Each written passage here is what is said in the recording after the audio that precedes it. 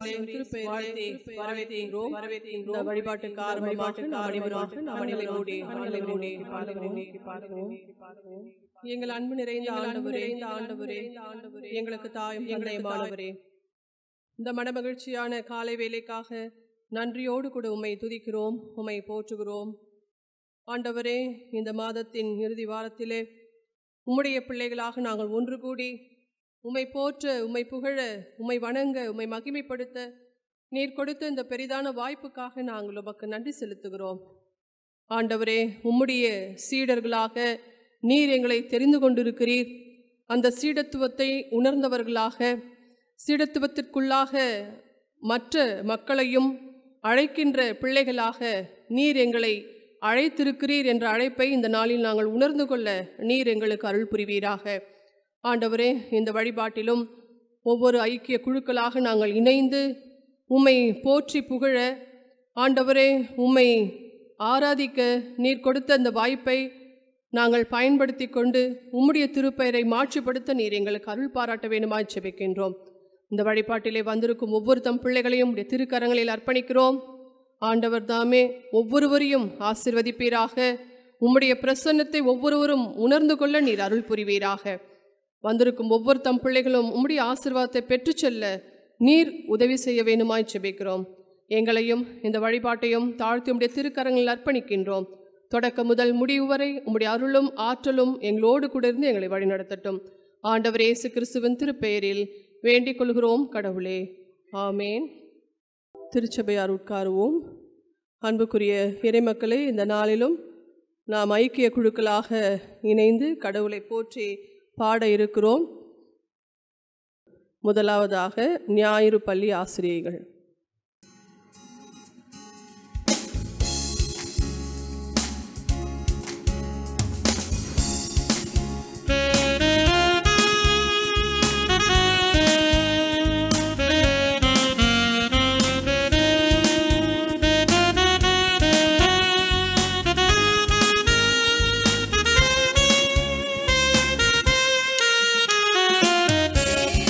தந்த திருச்சபையை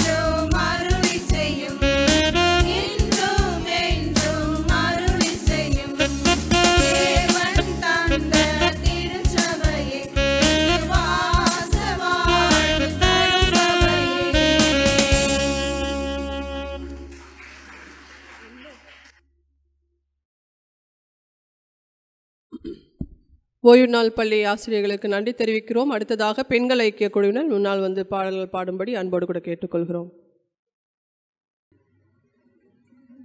கிஞ்சிதமும் நெஞ்சே அஞ்சிடாதே நல்ல கேடகத்தை பிடி, விசுவாச கேடகத்தை பிடி நீ. வஞ்சனையாகவே பேதி துஞ்சனை வன்னி காலைத்தோடு தைகின்ற வேளையில் நெஞ்சில் படாமல் தடுக்காது நல்ல நிச்சயமான பரிசை அறிந்து நீ.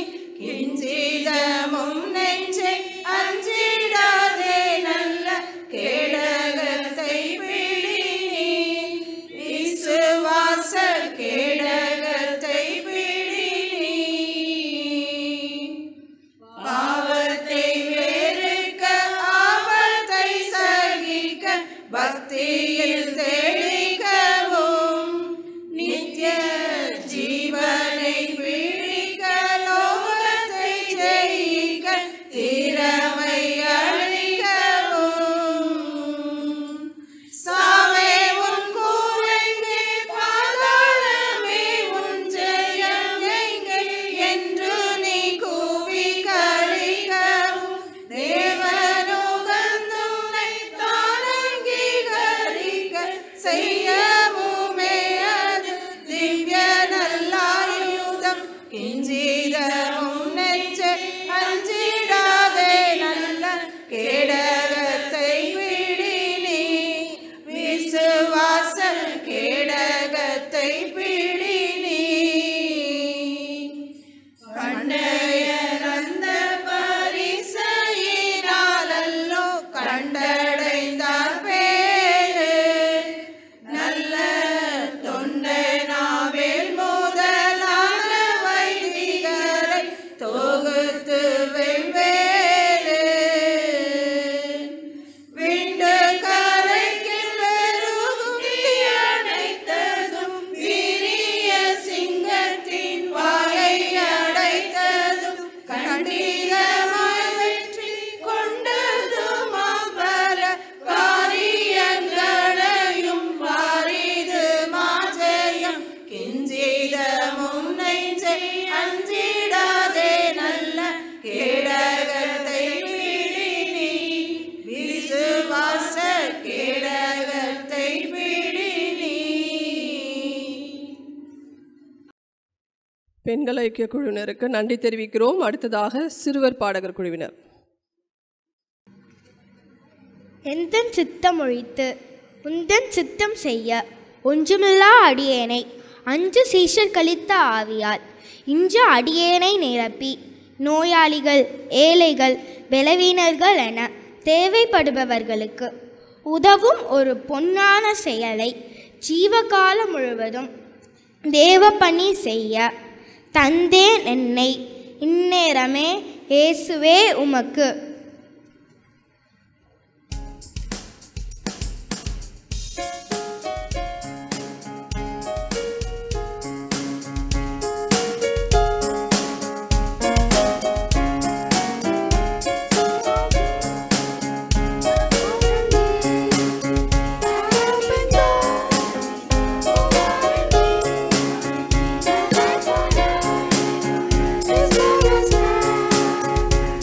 It's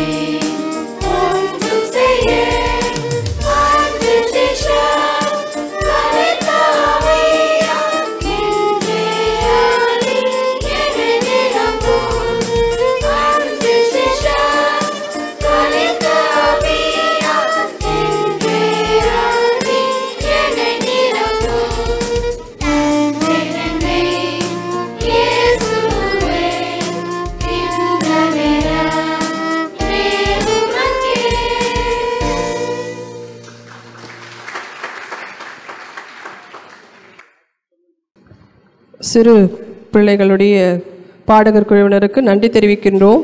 அவர்களை தொடர்ந்து ஆங்கில பாடகர் குழுவினர். Good morning, everyone.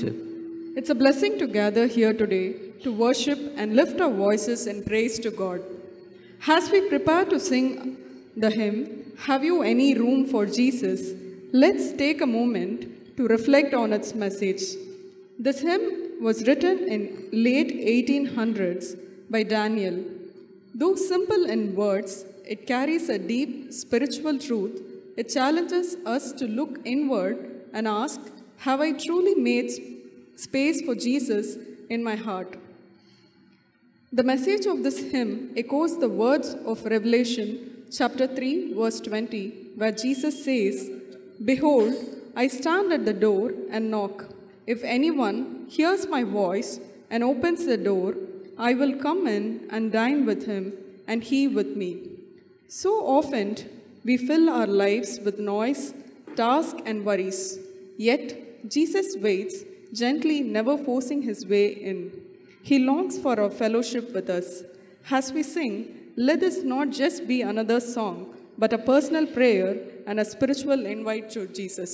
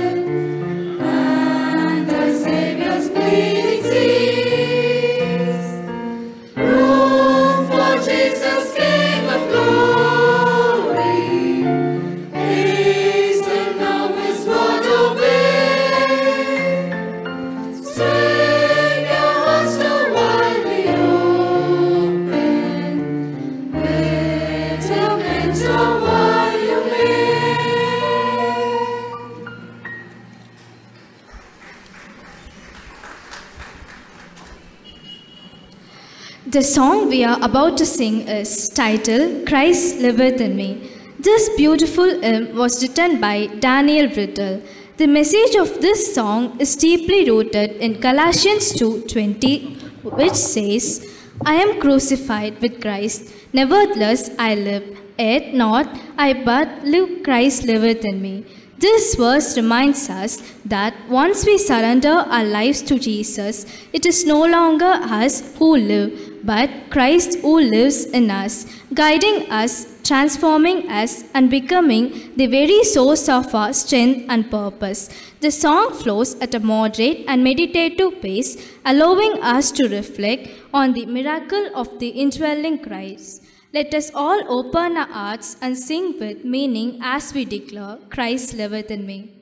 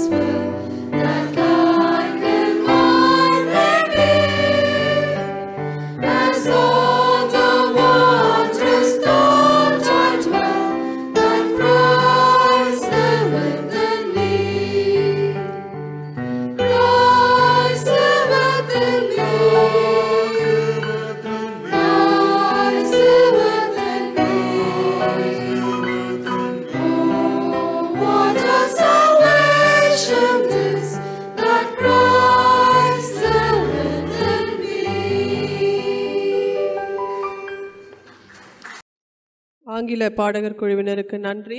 அடுத்ததாக வாலிபர் ஐக்கிய குழுவினர்.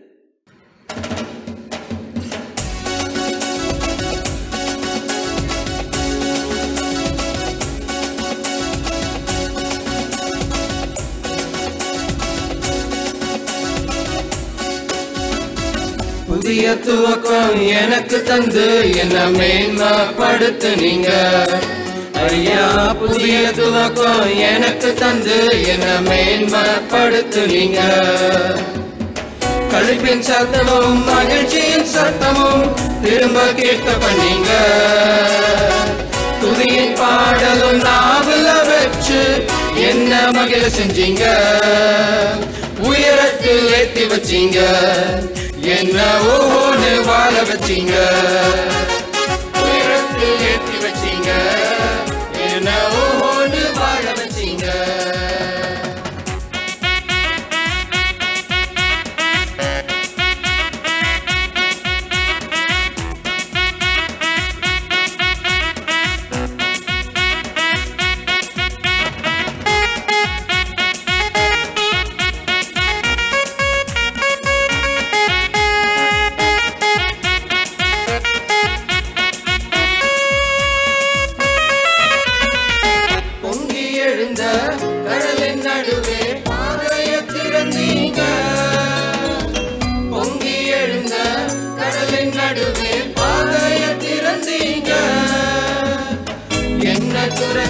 வந்த எதிரிய அமிழ்ந்து போக பண்ணீங்க.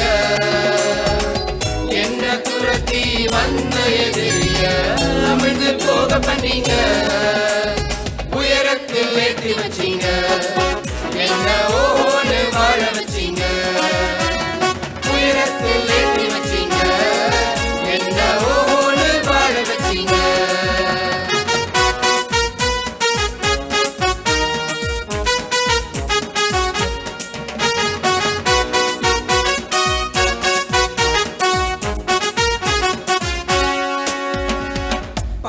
கிடந்த நிலங்களை எல்லாம் செழிப்பாய் மாத்திட்டீங்க. நீங்க வாழ கிடந்த நிலங்களை எல்லாம் ஏதேனாய் மாத்திட்டீங்க. இடிஞ்சு கிடந்த இடங்களை கட்டி திரும்ப வாழ வச்சீங்க. உடைந்து போன இடங்களை கட்டி திரும்ப வாழ வச்சீங்க. உயரத்தில் ஏற்றி வச்சீங்க, என்ன ஓன்னு வாழ வச்சீங்க. உயரத்தில் ஏற்றி வச்சீங்க, என்ன ஓன்னு வாழ வச்சீங்க. புதிய துவக்கம் எனக்கு தந்து என்ன மேன்மைப்படுத்தினீங்க. ஐயா புதிய துவக்கம் எனக்கு தந்து என்ன மேன்மைப்படுத்தினீங்க. கருப்பின் சத்தமும் மகிழ்ச்சியின் சத்தமும் திரும்ப கேட்க பண்ணீங்க. புதிய பாடலும் நாவல வச்சு என்ன மகிழ செஞ்சீங்க. உயரத்தில் ஏற்றி வச்சீங்க, என்ன ஓடி வாழ வச்சீங்க. உயரத்தில் ஏற்றி வச்சீங்க, என்ன ஓடி வாழ வச்சீங்க.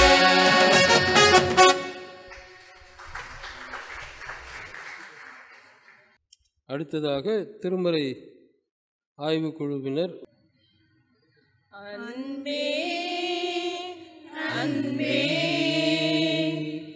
அன்பே ஆருயிர் உறவே ஆனந்தம் ஆனந்தமே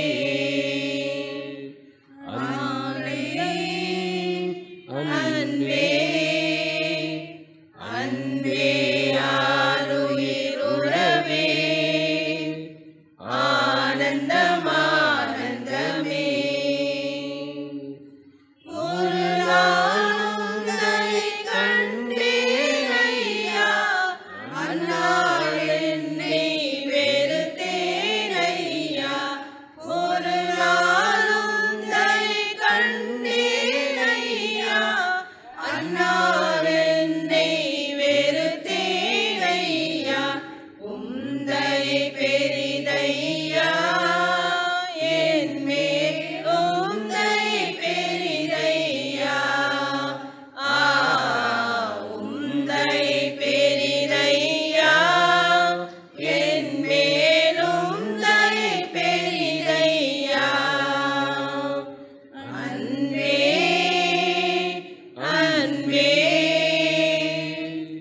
அன்பே ஆருயிர் உறவே ஆனந்தம் ஆனந்தமே. அறிந்தேன் பல நாள் உமையும் அறியா, மறந்தேன் தீர்ந்த துரோகியை. அறிந்தேன் பல நாள் உமையும் அறியா, மறந்தேன் தீர்ந்த துரோகியை. அனைத்தீர் அன்பாலே என்னையும் அனைத்தீர் அன்பாலே. அனைத்தீர் அன்பாலே என்னையும் அனைத்தீர் அன்பாலே. அன்பே அன்பே அன்பே ஆருயிர் உறவே ஆனந்தம் ஆனந்தமே ஆனந்தம் ஆனந்தமே. ஆண்கள் ஐக்கிய குழுவினர் இப்போது பாடல் பாடி ஆண்டவரை மகிமைப்படுத்துவார்கள். அதனைத் தொடர்ந்து தமிழ் பாடகர் குழுவினர் பாடல்களை பாடுவார்கள்.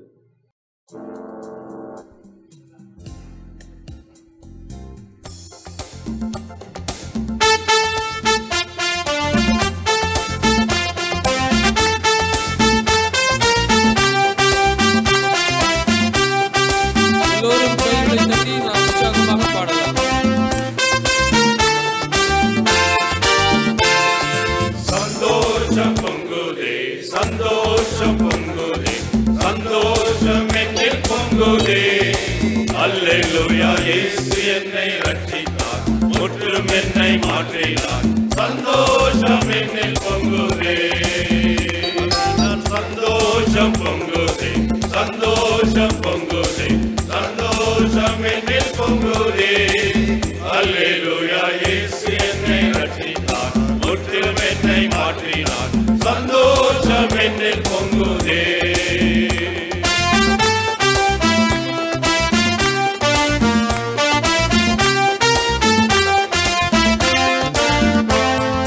வழி தப்பி நான் தெரிந்தேன், அவர் வழி அதை சுமந்தலைந்தேன். வழி தப்பி நான் தெரிந்தேன், அவர் வழி அதை சுமந்தலைந்தேன். அவர் அன்பு குரலே அழைத்தது என்னையே, அவர் அன்பு குரலே அழைத்தது என்னையே. அந்த இன்ப நாளில் எந்த பாவம் நீங்கிட்டேன், அந்த இன்ப நாளில் எந்த பாவம் நீங்கிட்டேன். அதனால் சந்தோஷம் பொங்குதே, சந்தோஷம் பொங்குதே, சந்தோஷம் என்னில் பொங்குதே. அல்லேலூயா, இயேசு என்னை ரட்சித்தார், முற்றிலும் என்னை மாற்றினார். சந்தோஷம் என்னில் பொங்குதே.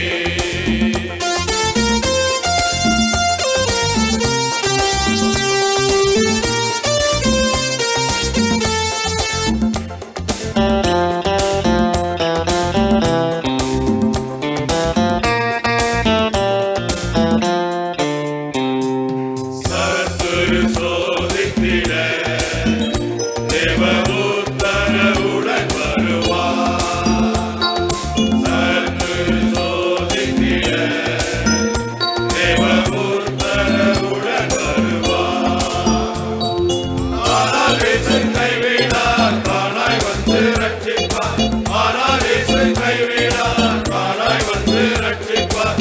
அந்த நல்ல இயேசு எங்கள் சொந்தமானாரே, அந்த நல்ல இயேசு எங்கள் சொந்தமானாரே. சந்தோஷம் பொங்குதே, சந்தோஷம் பொங்குதே, சந்தோஷம் என்னில் பொங்குதே. அல்லேலூயா, இயேசு என்னை ரட்சித்தார், முற்றிலும் என்னை மாற்றினார். சந்தோஷம் என்னில் பொங்குதே.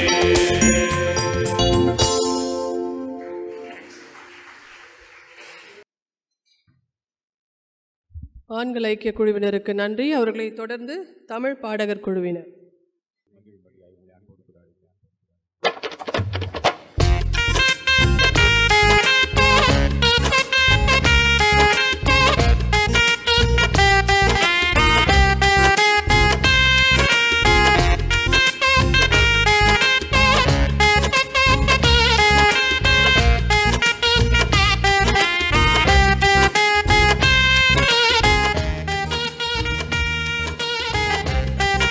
you.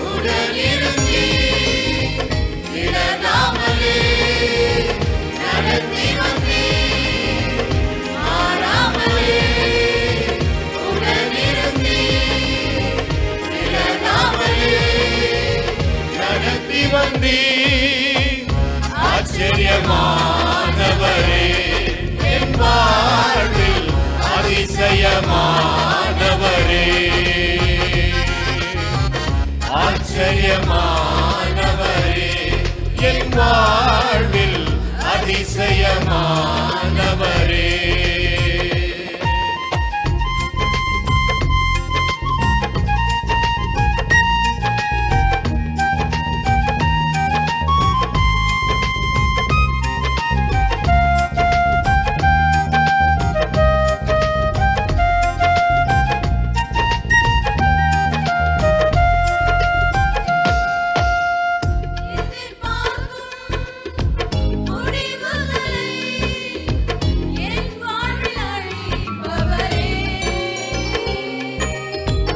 எதிர்பார்க்கும் முடிவுகளை என் வாழ்வில் அளிப்பவரே.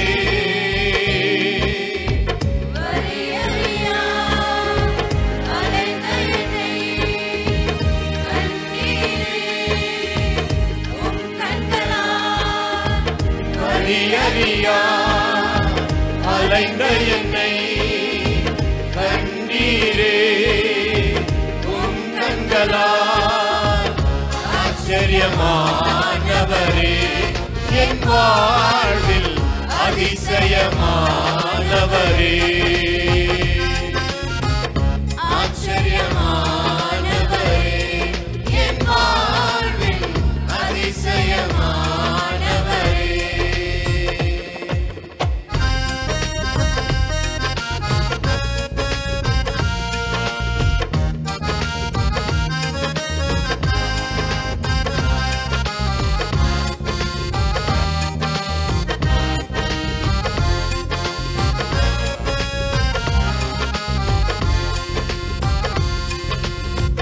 சருக்களிலும் கண்ணீரிலும் விழுந்திட்ட என் நிலையை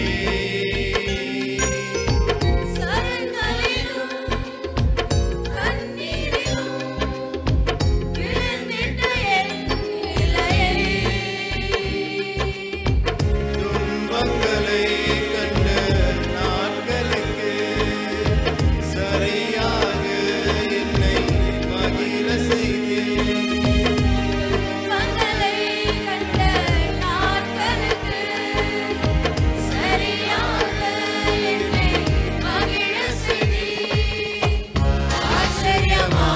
ஆச்சரியமானவரே.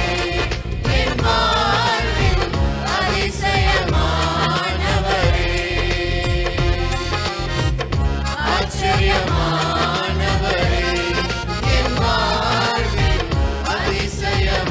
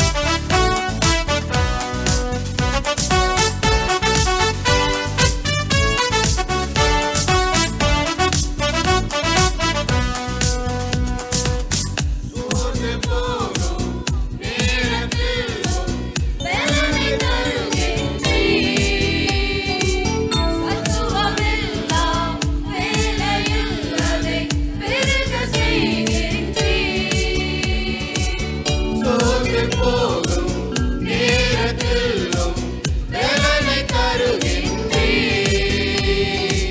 சத்துவமெல்லாம் வேலையில் அதை பெருக செய்கின்றீர். வேலனடைந்திடுவேன், உயர பறந்திடுவேன். வேலனடைந்திடுவேன், உயர பறந்திடுவேன்.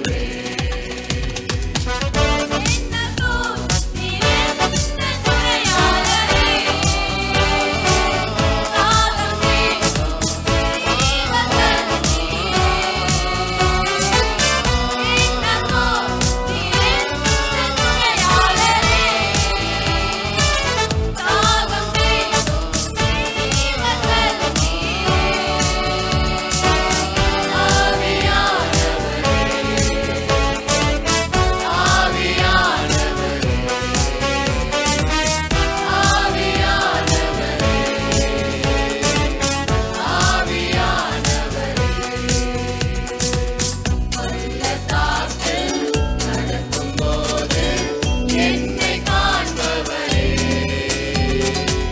பாதத்தாலே நகரும்போது என்னை கேட்பவரே.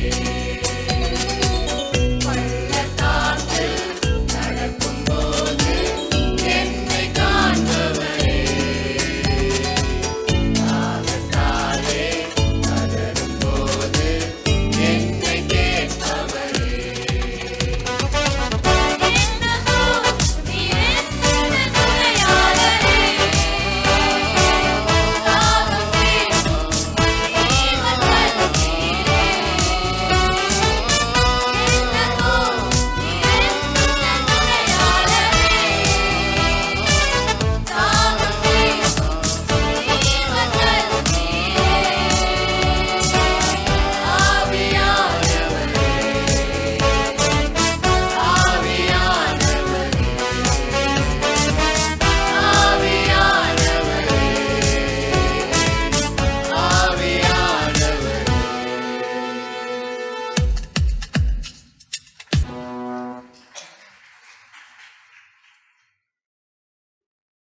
திருமறைக்கு இறை செய்திக்கு நேராக நம்முடைய கவனத்தை நாம் ஒருமுகப்படுத்துவோம். நீர் எங்களோடு கூட பேசும், உம்முடைய வார்த்தை உண்மை, உண்மையை பின்பற்றுகின்ற நேர்மையாளர்களாக சீடர்களாக வாழ எங்களுக்கு அருள் தாரும். மீட்பர் இயேசு கிறிஸ்துவின் திருப்பெயரில் வேண்டிக் கொள்ளுகிறோம் கடவுளே, ஆமென். அன்பார்ந்த இறைமக்களே, உங்கள் எல்லாரையும் ஆண்டவர் இயேசு கிறிஸ்துவனுடைய திருப்பெயராலே நான் வாழ்த்துகிறேன். நம்முடைய தாயும் தந்தையும் ஆகிய கடவுளாலும் நம் மீட்பர் இயேசு கிறிஸ்துவினாலும் நமக்கு அருளும் அமைதியும் உண்டாவதாக. இந்த நாளிலும் ஆண்டவர் நமக்கு அருளும் திருவாக்கு, அது திருப்பாடல்கள் 34ஆம் திருப்பாடல் 19, 20ஆம் வாக்கியங்கள். சங்கீதங்களின் புத்தகம் 34ஆம் சங்கீதம் 19ஆம் 20ஆம் வாக்கியம். நேர்மையாளருக்கு நேரிடும் தீங்குகள் பல, அவை அனைத்தில் இருந்தும் ஆண்டவர் அவர்களை விடுவிக்கிறார். அவர்களின் எலும்புகளை எல்லாம் அவர் பாதுகாக்கிறார். அவைகளில் ஒன்றும் முறிக்கப்படுவதில்லை, அவற்றுள் ஒன்றும் முறிப்படாது. ஆண்டவர் இந்த திருவாக்கால் நம்மை ஆசீர்வதிப்பாராக. நேர்மையாளருக்கு நேரிடும் தீங்குகள் பல, அவை அனைத்திலிருந்தும் ஆண்டவர் அவர்களை விடுவிப்பார். எல்லாரும் பக்கத்தில் இருக்கவங்க கையை பிடிச்சி, நீங்கள் நேர்மையாளர், ஆண்டவர் உங்களை விடுவிப்பார் அப்படின்னு சொல்லுங்க பார்ப்போம். நிறைய பேருக்கு சந்தேகமா இருக்குது, என்னன்ட்டு, என்ன போய் நேர்மையாளர்னு சொல்லிட்டீங்களே. நேர்மையாளர்களுக்கு வரும் துன்பங்கள் பல, அவைகள் அனைத்திலிருந்தும் ஆண்டவர் அவர்களை விடுவிப்பார். ஒருவேளை இன்றைக்கு துன்பங்கள் உங்களுடைய வாழ்வில் வருகிறது என்று சொன்னால் 2 பொருள் இருக்குது. துன்பம் நம்ம வாழ்வில் வருதுன்னா 2 பொருள் இருக்குது. ஒன்று, நாம் நேர்மையாளராக இருக்கிறதுனால துன்பங்கள் வரும் இல்லையா? மற்றொன்று, நாம் செய்த தவறால் நம்முடைய வாழ்வில் நமக்கு துன்பங்கள் வரும். இந்த 2ல் 2ஆவதை நாம் விட்டுறணும். முதல்ல இருக்கிறத தான் நம்ம எடுத்துக்கணும். ஒரு நண்பர் எனக்கு தெரியும், அவர் சொன்னார், ஐயா, என்னுடைய பணியில் நான் இப்படி வாழ்வதால் எனக்கு பல மாற்றம் டிரான்ஸ்ஃபர் ஆகினே இருக்கிறேன் நான் அப்படின்னு சொன்னார். நேர்மையாளருக்கு வருகின்ற துன்பங்கள் பல, ஆனால் ஆண்டவர் அவைகள் எல்லாவற்றிலும் அவர்களோடு இருந்து அவர்களை விடுவிக்கிறார். அல்லேலூயா. இந்த நேர்மையாளர்களும் சீடர்களும் ஒரே நிலையில் இருப்பவர்கள் இல்லையா? சீடர்கள் நேர்மையானவர்கள், நேர்மையானவர்கள் சீடர்களாக இருக்க முடியும். யார் சீடராக இருக்க முடியும் அப்படின்னா நேர்மையாளர்கள் தான் சீடர்களாக இருக்க முடியும். அப்படிப்பட்ட சீடத்துவத்தை குறித்து தான் இன்றைக்கும் நாம் பார்க்க போகிறோம். சீடராக்குங்கள் என்கின்ற செம்பொருள் தான் இன்றைக்கு நமக்கு தரப்பட்டிருக்கின்ற செம்பொருள். சீடர் ஆக்குங்கள். ஒருவரை ஒரு நல்ல விளையாட்டு வீரர் ஆக்குங்கள் அப்படின்னா யாரால் ஆக்க முடியும்? விளையாட்டு வீரராக அப்பா அம்மாவால் ஆக்கிட முடியுமா? யார் தான் பண்ண முடியும்? கோச்சஸ் தான் பண்ண முடியும். இப்போ நாம் எல்லாரையும் பார்த்து சாமி சொல்லிட்டு போயிட்டாரு. என்ன சொல்லிட்டு போயிட்டாரு? நீங்கள் உலகமெங்கும் போய் எல்லா படைப்புகளுக்கும் நற்செய்தியை அறிவித்து அவர்களுக்கு தந்தை மைந்தர் திருப்பெயரால் ஞானஸ்நானம் கொடுத்து அவர்களை எல்லாரும் சொல்லுங்க சீடர் ஆக்குங்கள் அப்படின்ட்டாரு. அப்போ நீங்களும் நானும் யாரு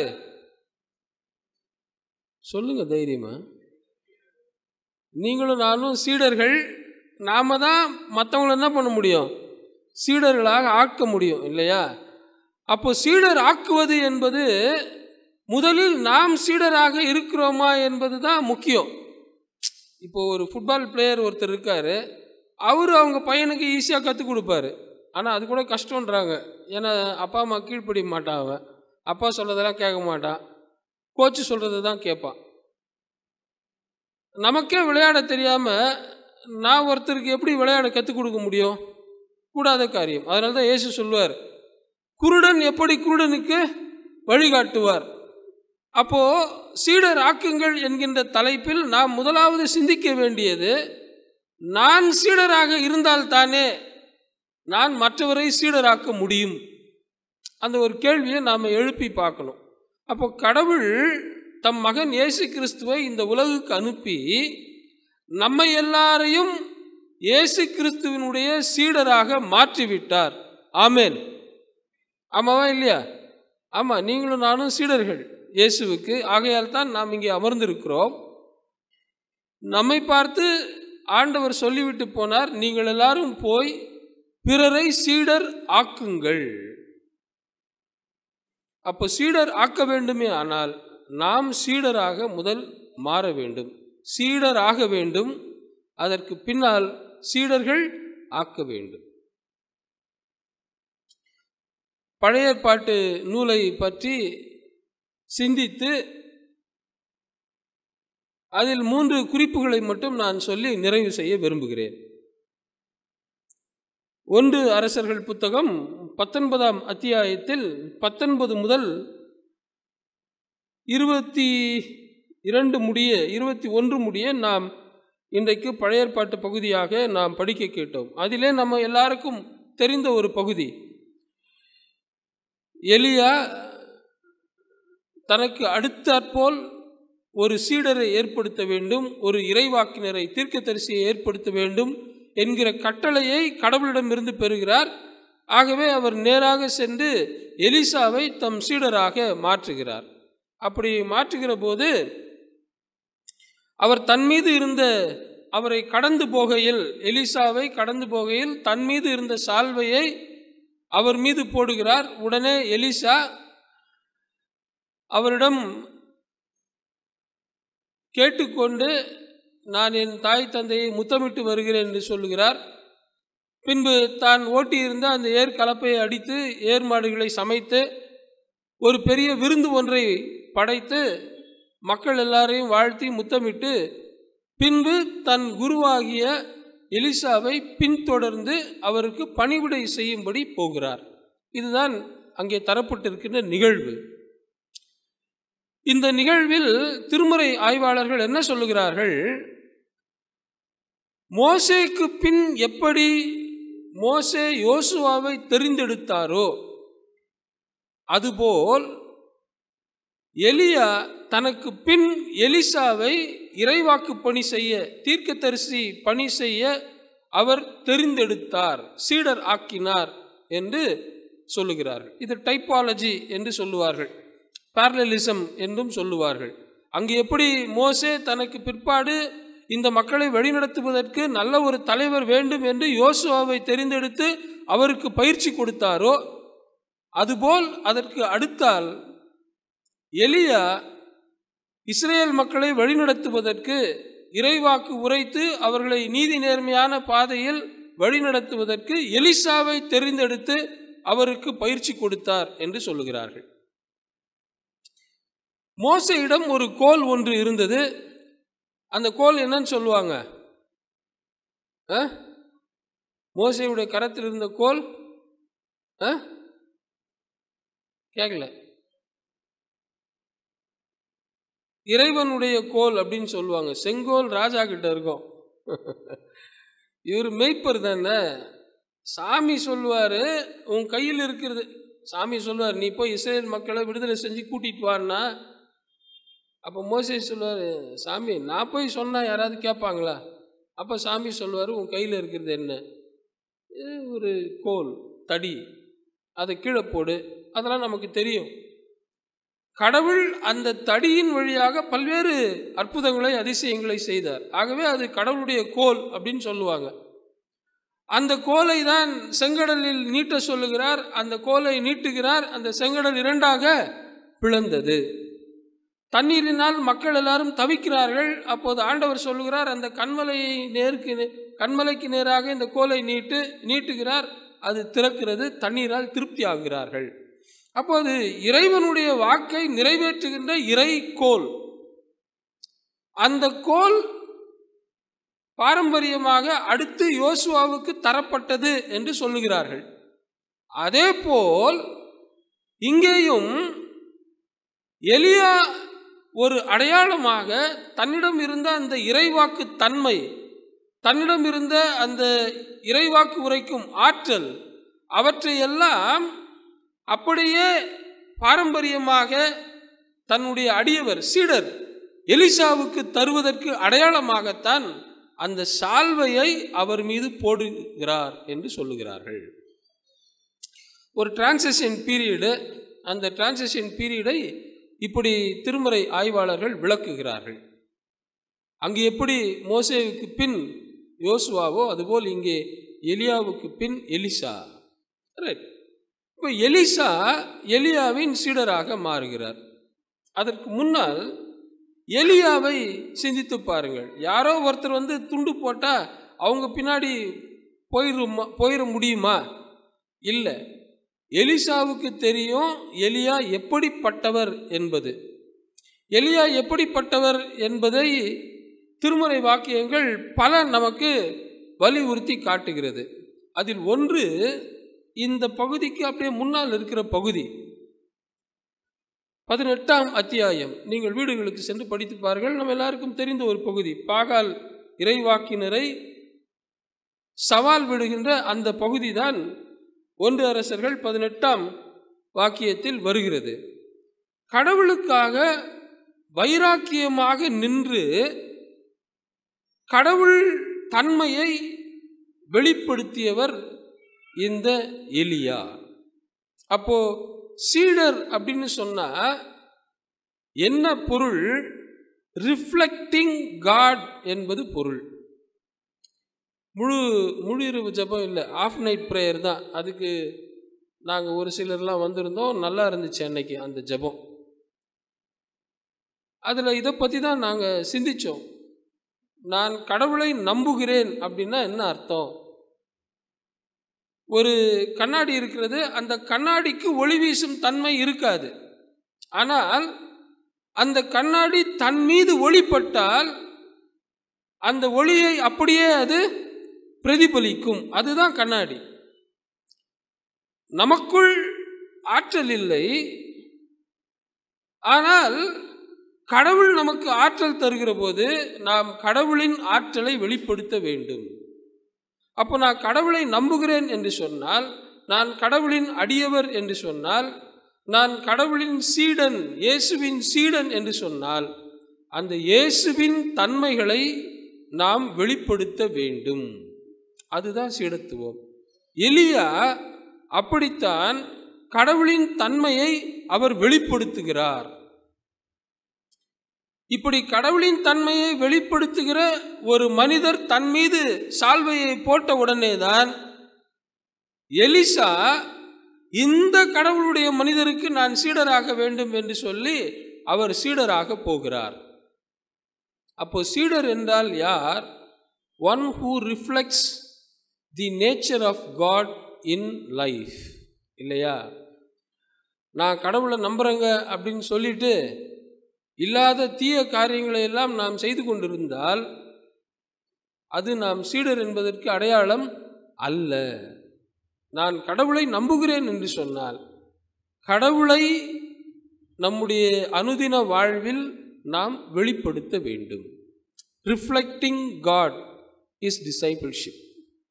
ரெண்டாவது, இங்க அப்படி எலிசா மீது துண்டு விழுந்த உடனே, சால்வை விழுந்த உடனே அவர் போய் கேட்குறார், நான் போய் என் தாய் தந்தையை முத்தமிட்டு வருகிறேன். அவர் நேராக போன உடனே என்ன பண்ணுறாரு? அந்த ஏர் மாடுகளை அடித்து அந்த ஏர் கலப்பையில் நெருப்பு வைத்து அதனை சமைத்து மக்களுக்கு பரிமாற செய்து அவர்கள் எல்லாரும் உண்டனர், சாப்பிட்டார்கள் என்று இருக்கிறது. இது எதை குறிக்கிறது? இயேசு சொல்வார், கலப்பையில் கை வைத்து விட்டால் நீர் பின்னுக்கு திரும்பி பார்க்காதே. அப்போ எலிசா இங்கு செய்கிற காரியம் என்ன? அவர் மிகப்பெரிய செல்வந்தர். செல்வந்தர் என்பதற்கு என்ன அடையாளம்? என்ன அடையாளம்? இங்க என்ன அடையாளம்? நீங்கள் கிராமத்துலலாம் பார்த்தீங்கன்னா 5 ஏர் ஓட்டுவாங்க, 7 ஏர் ஓட்டுவாங்க, 9 ஏர் ஓட்டுவாங்க. அதுதான் மேக்சிமமாக இருக்கும். இங்கே திருமறை சொல்லுகிறது 12ஆம் ஏரை இவர் ஓட்டிக்கொண்டிருந்தார். அப்படின்னா மிகப்பெரிய செல்வந்தன் அர்த்தம். அவருக்கு முன்னாடி 11 ஏர் போகுது. அப்போ நிலம் எவ்வளோ பெருசாக இருக்கும் பாருங்க. 12ஆம் ஏரை இவர் ஓட்டிக்கொண்டு போகிறார். அப்படின்னா அவர் அவ்வளவு பெரிய செல்வந்தன். ஆனால் இப்போது என்னுடைய மனம் இறைவாக்கு பணிக்காக ஆசைப்படுகிறது. ஒருவேளை அதில் துன்பம் வருகிற போது, அந்த இறைவாக்கு பணியில் எனக்கு துயரங்கள் வருகிற போது, நான் மீண்டும் என் பழைய வாழ்க்கைக்கு திரும்பிவிடக்கூடாது என்பதற்கு அடையாளமாக அந்த ஏர் மாட்டை அடிக்கிறார், ஏர் கலப்பையை எரிக்கிறார், அந்த உணவை எல்லாருக்கும் பரிமாறி விடுகிறார். அப்படின்னா என்ன அர்த்தம்? எலியா அவர்களே, நீங்கள் என்னை அழைத்து விட்டீர்கள், நான் என்னுடைய சுயத்தை வெறுத்து விட்டேன், உம்மை பின்பற்றி வருகிறேன். Denying one's own self is discipleship. இயேசுவும் அதான் சொல்லுவார் புதிய ஏற்பாட்டில். ஒருவர் என்னை பின்பற்ற விரும்பினால் அவர் தன்னைத்தான் வெறுத்து. அதுதான் இங்க எலிசா பண்றாரு. ஏர்மாடிகளை அடிக்கிறார், கலப்பையை எரிக்கிறார், அந்த சமைத்த உணவை எல்லாருக்கும் பரிமாறுகிறார். தாய் தந்தையை முத்தமிட்டு விட்ட பிற்பாடு தன் குரு எலியா அவர்களை தொடர்கிறார். Discipleship is denying one's own self. அதுதான் இங்க எலிசா செய்கிறார். மூன்றாவது, அந்த கடைசி பகுதி, அதாவது இப்படி இருக்கிறது இல்லையா? எலிசா எலியாவை விட்டு திரும்பி வந்து ஏர் மாடுகளை பிடித்து அடித்து தாம் உழுத கலப்பைக்கு நெருப்பு மூட்டி அம்மாட்டு இறைச்சியை சமைத்து மக்களுக்கு பரிமாற அவர்களும் அதை உண்டனர். பின்பு அவர் புறப்பட்டு போய் எலியாவை பின்பற்றி அவருக்கு பணிவிடை செய்தார். ஊழியன்றது கூட கொஞ்சம் ஒரு மாதிரி high class word, I am doing ministry அப்படின்னு சொல்லிக்கிறோம். ஆனால் உண்மையில் அவருக்கு பணிவிடை செய்யலானார். அப்படின்னா என்னது? சர்வன்ட், வேலைக்காரர், அட்டெண்டர்னு அர்த்தம். Discipleship is attending to the master. நம்ம ஆஃபீஸ்லலாம் பார்த்தீங்கன்னா அட்டெண்டர் இருப்பாங்க. அவங்கள பார்த்தீங்கன்னா ரொம்ப சோக்காக இருக்கும். அந்த ஐஏஎஸ் ஆஃபீஸர் ரிப்பன் பில்டிங்லாம் போனீங்கன்னா ஐஏஎஸ் ஆஃபீஸர் இப்படி திரும்பினா ஓடி வருவான், இப்படி கண்ணை கட்டினா வருவான். அட்டெண்டர் அந்த ஆஃபீஸரையே பார்த்துன்னு இருப்பான். அவர் இப்படி தேடினார்னா ஒன்றா பேனா எடுத்துன்னு வந்து கொடுப்பான், இப்படின்னாருன்னா இந்த ஃபைல் என்ன ஃபைல் சார் எடுத்துன்னு வந்து கொடுப்பான். வேலை செய்வது, பணி செய்வது. அப்போ சீடத்துவம் என்றால் நாமெல்லாம் என்ன நினச்சிக்கிறோம்? டிசைபிள்ஷிப் அப்படின்னா ஒரு கெத்து, நான்லாம் ஊழியம் செய்கிறேன்.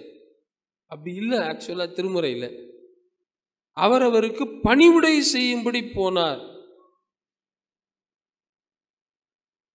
Servanthood is discipleship.